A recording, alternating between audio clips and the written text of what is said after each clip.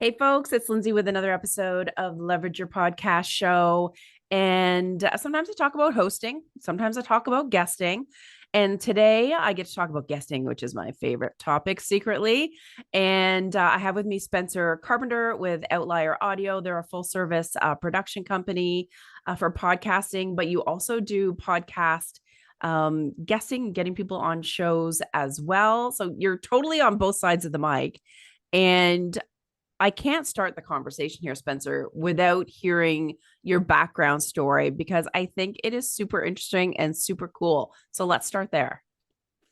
Yeah, so my background is actually I had a 15-year career in the music industry, and I started off booking concerts in my hometown, and I scaled that up to doing multi-day music conferences and festivals, and I ran some small record labels and stuff like that. But Wow. pretty much all along the way, I was always dealing on either side of talent representation.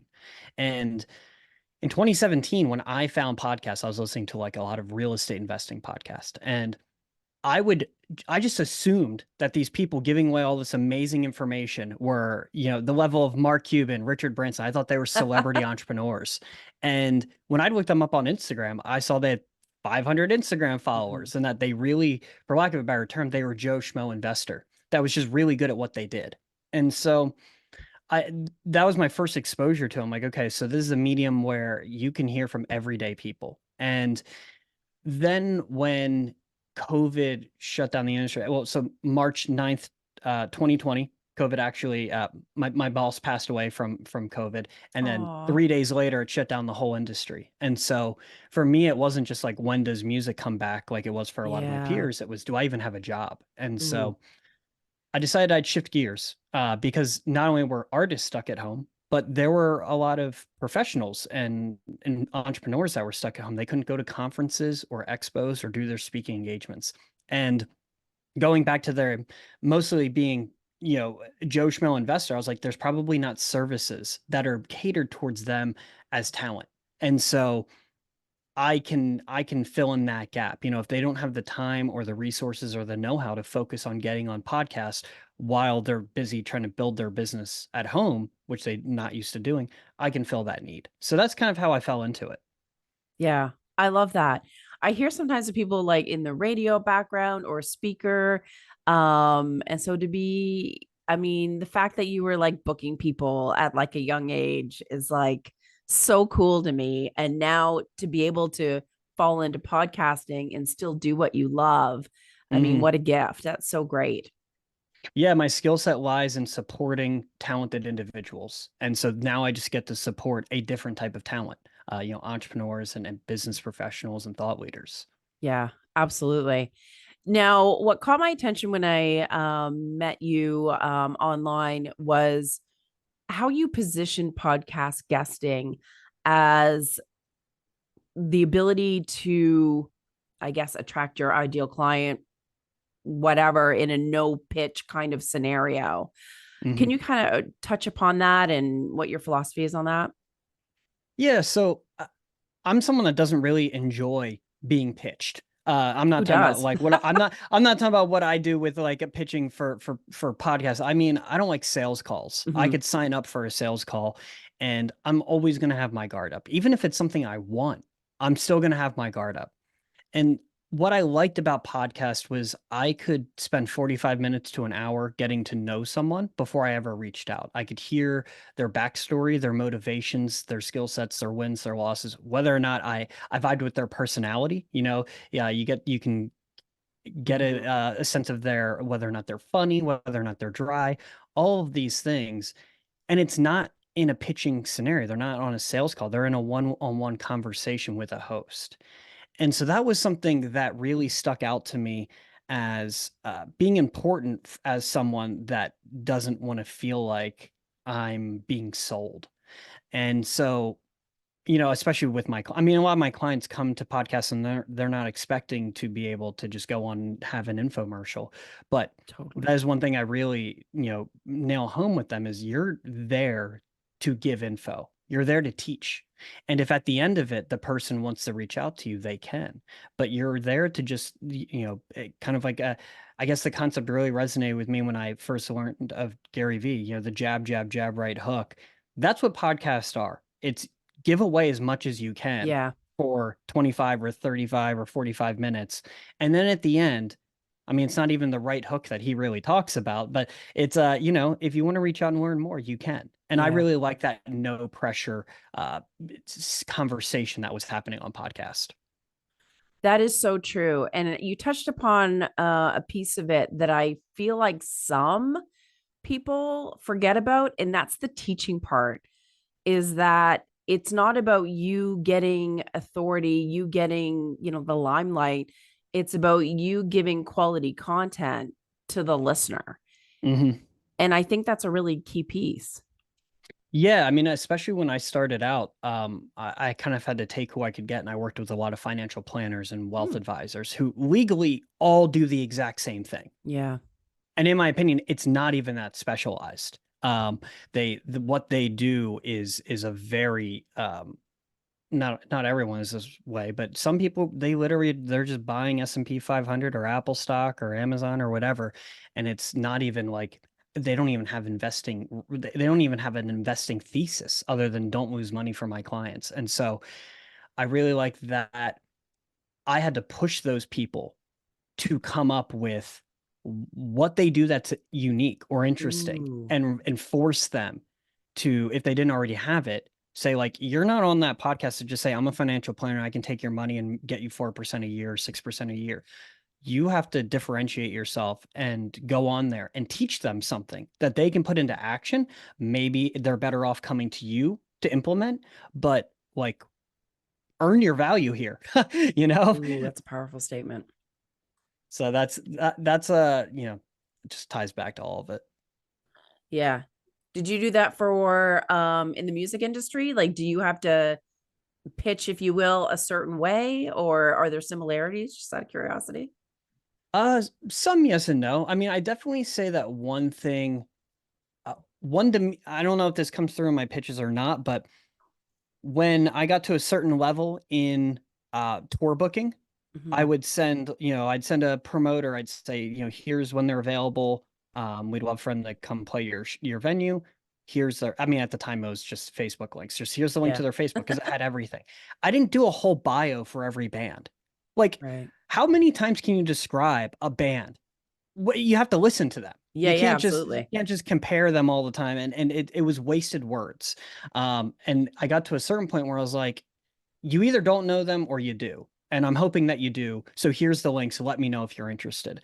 And I look at my talent the same way. I know that the host probably doesn't know. Well, half my clients they probably do know, and the other half they don't.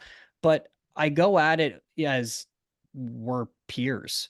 I'm hoping that you will have my guests on the show, but you should want to have my guest on the show. It's not trying to be egotistical or Right. anything. But I know who I represent have something unique to say, and I'm hoping that the host recognizes that. So you're focused on the value that the guest brings to their show. Yeah. Yeah. And I mean, sometimes I'm dealing with people that have a large social following. Sometimes I'm dealing with Yeah, people that are starting off, but they still have a valuable service, a valuable mission, or good things to say. for sure. Let's talk about that value piece for a little bit. Um, so how do you draw that out of someone new that you're working with? I think your example of like a financial advisor is totally spot on. Same with like a real estate agent or, whatever, that they're just like, oh, everyone knows what I do. This is what I do. And it's just very dry and just Hmm. factual, where it's like you're forcing them to dig a little deeper of like, what does make you different? What is your value? Do you go through that step with your clients?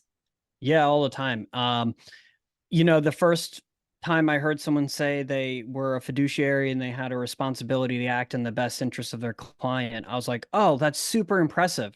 And then I heard it over and over and over again. I'm like, oh, that's literally your job. You're obligated to say that. I didn't know that before. I say like the strongest pitch I had for people like that is really identifying who their client was and why they specialized in it. So I had one Mm, woman that she was first generation, I think from China, and her parents had an import-export business, and her dad got sick unexpectedly. The business was not set up to run without him, and so her family lost everything while her Oh, mom had to take care of him for 8 years before he passed away. And so while her job again is a financial planner, she came from what it's like to have a mom and pop business and yeah. see what happens if you're not prepared. And so her focus is really on getting businesses prepared for when they want to exit, because a lot don't realize you can't just sell your business one day. You have to prepare for it. If you've been writing off everything you've had in your business for 20 years and trying to show as little money made as possible, well, people are going to buy your business based on that net income, not based on, well, I actually made this much, but I wrote it all off. So she helps people understand that. And that is taking it so much further than the normal, financial planner job Absolutely. description. But you also know what her motivation is. Her family suffered because of it, and she doesn't want to see other people do that. And I had another guy that, he focused on people that were recently divorced or suddenly single, their spouse passed away. Yeah. So he learned what they need to know. Sometimes they're then in a position where they're like, okay, we weren't expecting this. We got a life insurance payout, or we had, we inherited some retirement. Do I rent or buy a house right now? And he's like, well, it really depends. I mean, maybe for the next year you should rent because you're in a fragile state and maybe you don't want to be in the house that you buy in a year. Yeah. He helps them figure out that situation. That's something very nuanced that not everybody can speak to. And so being able Agreed. to present that showed he had more to say than just, I have a fiduciary responsibility to act in the best interests of my client. I love that you pull that out of people because that is what people want to hear. They want to feel connected to the other person. And that's how you're going to, as a guest, get them to the next step. And people Mhm. want to hear the story. You want to like humanize the person for heck's sakes, and we all want to feel connected and heard and have solutions. So Mhm. I love that that is the step that you take because I think pulling that value out is what's going to make them successful on the shows. Yeah, absolutely. And it just it also shows that you're an expert at what you do. Yeah. I mean, you can't go to a show and say I can speak on marketing and entrepreneurship. Like, what about it? You're on an entrepreneurship show. Everybody can speak about entrepreneurship. Yeah. It just doesn't work that way. You really have to find a way. Um, I don't like fluff. Stop You telling seem me very to you're. the point. Yeah, well, it's It's not a it's bad thing. just yeah, it's just I mean, I'll read some of the bios of people that come to me that they've written themselves. I'm like, we're cutting 75% of this out because you haven't said anything. You've you've just written words, but you haven't actually conveyed any thought. Mm, I love that. You see things that need to get fixed and fix it. I try. So, I want to talk about one part of podcast guesting. I feel like everyone that guests on a podcast, they all have different goals, right? Like some have a mission that they want to spread, their word of whatever impact, you know, leads, Mhm. relationships. Um, what kind of goals do you see out of your clients when you're meeting with them? Yeah, I mean, I definitely don't sell this as a lead generation service because I have no control over that. And Correct. as anybody that has been in podcasting tells you, you don't know when exactly you're going to get something out of it, how long down the road, how much it's going to be for. And the opportunity that presents itself might not even be what you were there talking about. Um, and I saw someone I think Alex and Filippo shared like this woman talking about how she was on a show talking about her one business, but she also had specialty in something else. And so the host hired her for that other service, Hmm, and that turned into other contracts. And it was like one of these things where I think she brought in six figures over several years from this connection that wasn't even about what the podcast was talking about. crazy. And I have another client that he's in the recovery space, and he only go on shows. He was, I'd say, a C-level celebrity. He still is. And he was on the show Jackass and Viva La Bam, and he was on opioids for 20 years, and now he's 9 years sober and has a recovery center and recovery homes. And we go on for content and hopefully to drive in donations. But we in our mind we're thinking about like individual donations. But he called me the other day and said, someone heard me on a podcast. One of their sons died of addiction. The other one died of Mm. suicide. And we now have a annual golf, tournament to raise funds for charities. We'd like to donate the funds this year to your cause. Wow. And last year they raised $50,000. So that was not something we considered. We thought maybe the people, I try to I love looking for collaboration in areas that people don't see it. And so him being a guy that was on Jackass, I like getting him on entrepreneurship shows, not on the celebrity shows, because I'm like, these entrepreneurs and investors and stuff, they don't mind writing a check for 50 grand at the end of the year if they really vibe with someone. But I did not really consider someone as a listener might also have a Mhm. fundraising effort that he could benefit from. And so that was just, again, one of those things where like we don't see a ton of jump in individual donations just because an episode goes live, but that one made it all worth it. Yeah, that is true. And I remember when I started out in podcasting and being a host, and so many more benefits and opportunities came out that I never even considered. I was all about, oh, I just want to get more exposure and get leads, but it didn't actually work out that way, but it all worked out for the benefit. So I love that, like, at least podcasting, there are so many ways that you can win. Hmm. Um, and the fact that you called it out and said that podcast guesting is not necessarily your ticket to like massive lead generation, because I have seen a lot of some, I shouldn't say a lot of, or podcast agencies are like, oh, I'm going to fill your e-list, and then it sets up the guest for like disappointment, that they're like, I've been on 5 shows, but I don't have any consult calls booked, or I don't have 500 extra people in my e-list. I think that goals and expectations talk is, it's not always talked about, but I think it's really important. Yeah, well, when I started off this business, I felt self-conscious about it because it's like it sounds like I'm just dancing around taking on the responsibility and adding value for the service Mm-hmm. I'm providing. It's really just I still really value when people trust me with their money. Like I have no idea what their situation is when they hire me. Is that all they have for marketing for the month, or is that like just a small fraction? I have no idea, but either way, I take it seriously. Mm-hmm. And if they're going to go on podcasts, I want them to have the right expectation of what it is. But it's also showing them it's so much more than what they thought. Maybe they thought it Yeah. was lead generation, but they forgot that the host can be a referral source. They forgot that the content can be repurposed for months on end. They forgot that this is better SEO than if you paid for one of those Access Wire Yahoo Finance articles, which like I did when I was brand new to this because I had nothing else for me. But now I know everything else I've done is much more valuable than that.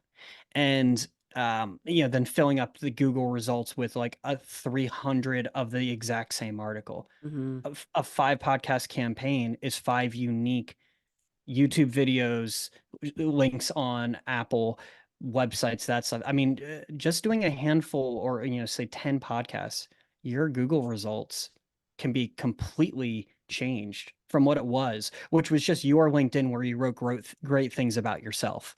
Um, I yeah, love how so you call a spade a spade. It's awesome. I mean, again, back to writing all that fluff, like when you start off, it's just your website, your Instagram, and your LinkedIn where you wrote great things about yourself. Let's have some hosts write some great things about you instead. That's really valuable. So, um, I can't remember actually how we got here. That's the best part of a conversation, Spencer. Yeah, true. I lose my train of thought often because I nerd out about this stuff and Yeah, I think yeah. it's really valuable, and so I go down tracks. Yeah. We were talking about the importance of goals and expectations, because yeah, you're right. Some people go into guesting thinking that it's like their ticket to a 10,000 people e-list, where it's Right, right. Well, one of the things I think about going back to like the financial planner or the real estate agent is they probably do have an email list of all the people that they've had consultations with um, including people that never signed up. You know, those people still get the emails. They don't unsubscribe because everyone's lazy about that. And maybe it just wasn't the right time.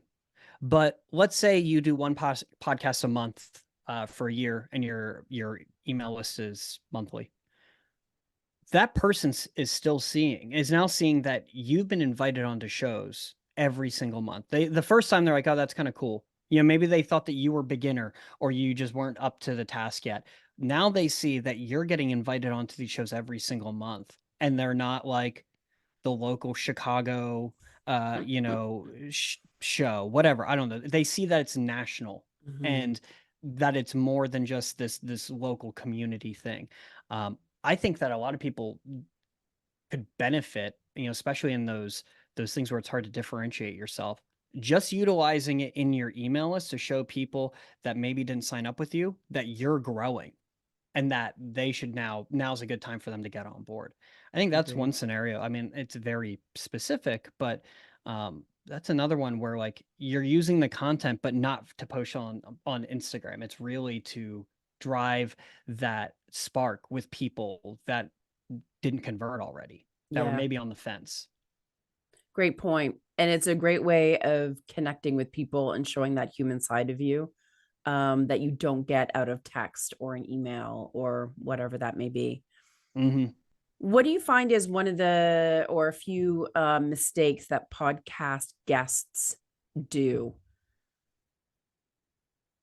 Off the bat, not returning the favor to the host with a 5-star review or sharing the show. Um, I Yeah, mean, agreed. I'm very much a win-win um, mindset, and this is always a push and pull between artist and venue owners. Is um, Mm, there's a mindset that the promoter is supposed to be the only one advertising the show, and it's on them because they get the financial gain at the end. Bands think that it's their job to play the music, and it's like, yeah, but you don't want to play to nobody. agreed. And if you want to play on an empty stage to nobody, you might as well stay at home and just had practice. And so whether or not you have a stance as to whose job is what, you both want to get something out of it. So you better be willing to put up the effort. Which I say effort, I mean make a post on LinkedIn or Yeah, Instagram right. with just giving the person a little bit of a taste of what the show was, or it's a piece of content that you say we dove into this on this show too. If you want to hear more about this idea, um, I know that if you go on 50 shows, it can be hard to make that happen, but that person gave you their platform. I don't care how Yeah, big it is. They dedicated the time and the resources to putting it out there. And so you better reciprocate that, at least on a basic level. agreed. And it's part of the relationship building and gaining those collaborations and referrals. You never know when someone's going to send you an invite or introduce you to someone. Um, what do you recommend for podcast guests of like what to do besides obviously promote it, what to do after the interview's over? Are there any follow-up steps that you kind of go by? Yeah, I mean, I'm not a marketing expert. And I don't claim to be. I just know a little bit of enough to talk about it somewhat. But I mean, at the end of this, you're going to create content for me that I didn't have to pay for. It's free for me. It costs money for you, but why wouldn't I utilize that? Agreed. The content that can be repurposed into whether it's just content or like a speaking reel. Like there are so many people out there that want to be speakers, but they've never spoken. You could still have a speaking reel if you have a bunch of podcasts with clips that show you Mm, articulating your thoughts, maybe not on a stage, so true. and you can get there eventually. Like I have a client that does that for people that are new, and I know part Ooh, of it is taking um, the video from their interviews to put into that speaker reel if they don't have any on-stage experience yet. I mean, I don't know anybody in the entrepreneurship space that isn't hoping to land speaking gigs. And so yeah. making sure you go back to the host, ask them for that video and or the audio, um, and again, I mean, posting it is the most basic part, but making sure you have the video yourself so you can use it down the road if you need to. Mhm. Maybe you're not ready for that speaker reel yet. Maybe you don't know, you're not hiring a full content manager for the next 6 months, but like people that focus like that hire marketing agencies or PR companies or whatever it might be, those people need something to market. And it can't just be your website. And it's going to be a real Yeah. pain in the ass if you hire a marketing agency and then they tell you you need content. You've already got this in the bank. Maybe some of it's outdated, but there's just a lot that people like, they just kind of forget. Um, Now, I'm also going to turn this on the host. Most hosts do not notify me when my client's interview has gone live. That's insane to me. Yes. And it's possible that I'm just not on the email thread anymore, but I'm even talking about people that include me on all communications. Do not notify us when the interview goes live. And so the guest doesn't know No, to post about it. I don't know to tell them to post about it. I had to hire a VA specifically for tracking. going to the host and tracking it, because there are just so many that failed that little um, task of What setting a up an missed automated. opportunity for so many people. It just Yeah, doesn't make sense.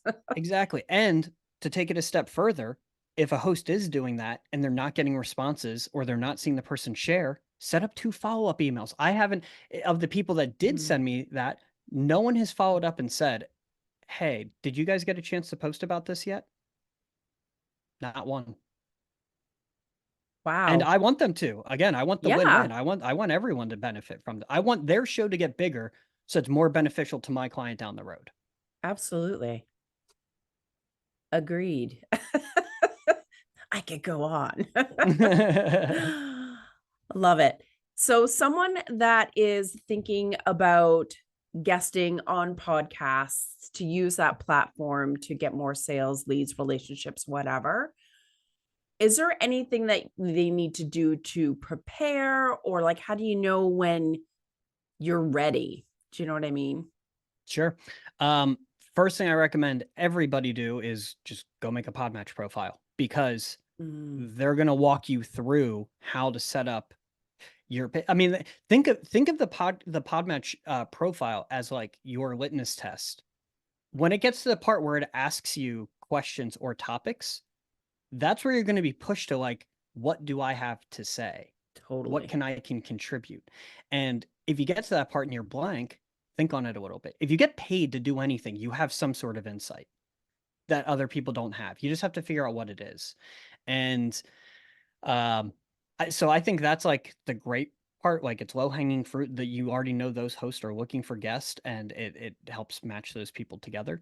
But it's also great because before you can get to that point, it forces you to lay out what your value proposition is. And if you don't know what that is, think on it. Don't you can take some time if you want, or maybe you Mhm. find out you have plenty to say and you weren't considering it before. But Yeah. I mean, that Podmatch profile is essentially your onboarding call with someone like me, except you're doing the writing instead of me. And so, share with us what it's like to work with you guys. Kind of like, what is your process? What do you do? What kind of clients do you work with? Yeah, so half my clientele's in the real estate space because I'm also a real Interesting. estate investor. Oh, wow, But I the didn't know other that. half is, yeah, yeah, I'm a novice, but the other half is kind of everyone else. And that's not to be vague. It's that there are a lot of talented people in a variety of industries and areas. So, like I mentioned, I work with Brendan Novak, who is in Jackass and Viva La Bam, but I also work with John Foley, who is the lead solo pilot of the Blue Angels. And